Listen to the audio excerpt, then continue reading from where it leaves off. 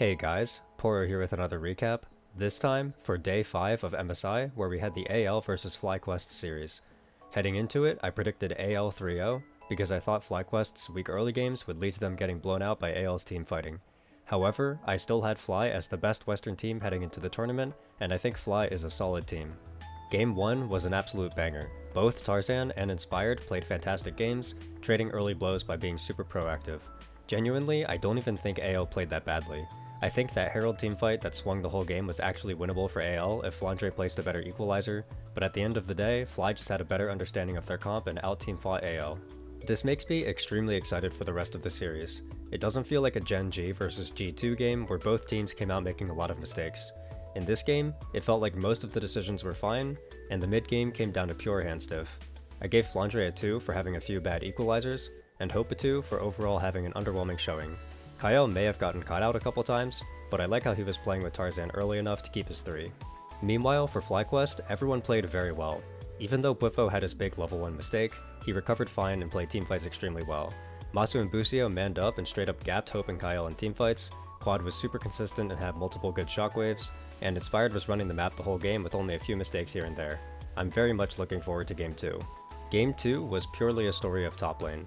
Bwipo went for an insta-lock Mordekaiser counter into Flandre's Yorick, but it was an absolute disaster. Bwipo took a 1v1 with his level 2 advantage, but Flandre sidestepped everything and got the solo kill. Then he took another 1v1 later with R and lost, which blew the game open. I personally wonder if Bwipo knows that Yorick's Maiden was reworked in 15.9 to go into the Death Realm. Part of me thinks he doesn't and wouldn't have picked it otherwise. At this point, Flandre expertly navigated his lead and showed why I think he's the best Yorick player in the world.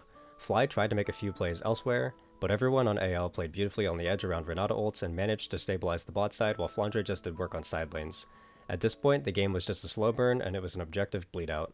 Game 3 was super tense. Both teams played the map relatively well, and the game came down to objective teamfights. There were a few mistakes in the game, like AL going for a botched overload and losing a tier 2 turret topside, but overall this game was just a grind where both sides went for grueling teamfight after grueling teamfight, and AL got the better of Fly and enough of them that they were able to take the Dragon Soul and win from there. I really feel like FlyQuest is actually playing well in these games. It feels like all the games are decided by nail-biting fights that both teams set up properly beforehand. This game, for example, dragged on for so long because Fly actually got a reasonable gold advantage early, and forced AL to have to outfight them with pure hand stiff.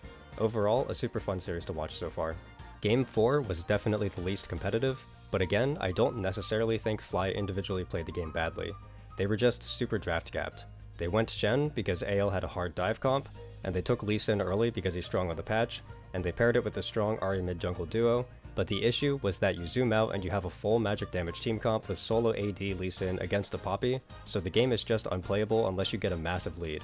And FlyQuest tried to get that lead and scrapped it out and had some close fights, but the game was such an uphill battle and realistically the odds of them winning after champ select was so low.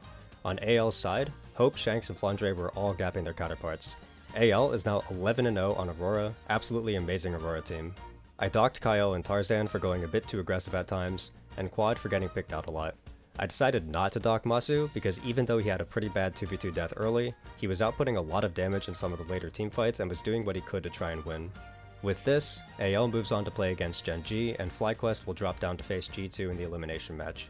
I think AL had some weak moments, but overall they got to show their strengths. We saw some of their best comps like the Aurora fight comp and the Yorick control comp, and we saw how willing they are to go for fights. I also think they outdrafted Fly in most of the games. That said, I like how Fly looked today overall.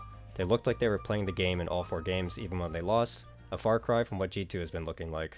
As for predictions, I think AL can beat Gen G if Gen G shows up with the same form as they did against G2, but realistically, Gen G should be slightly favored assuming they look more like themselves with the extra time. I'll predict that Gen G won't be fully in form, but that they can take this series 3-2 and then get better throughout the course of the tournament. For Fly G2, I really think Fly is actually a good team, and I'm hoping they can send G2 home. I'll predict 3-1 for this one. Maybe G2 gets one of their special slow burn comps and can win that way. That's all I have for this one. I'll see you all next time. Bye!